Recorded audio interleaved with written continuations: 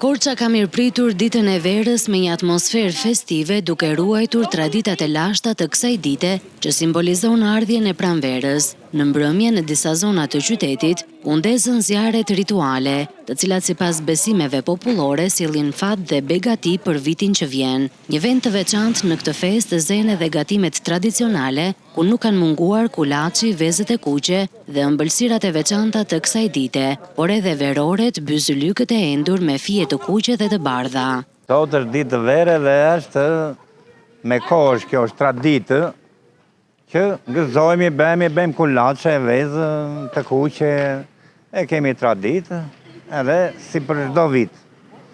Edhe kanë mbetur këto traditë, janë shumë gjëra të mira.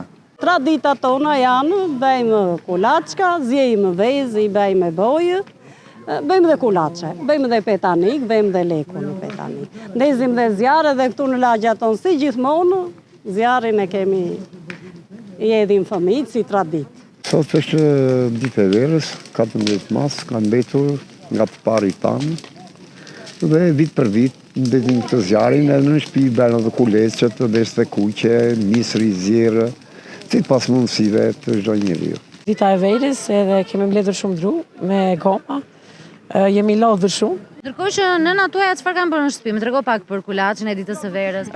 Kam bërë kulaçe të tëra.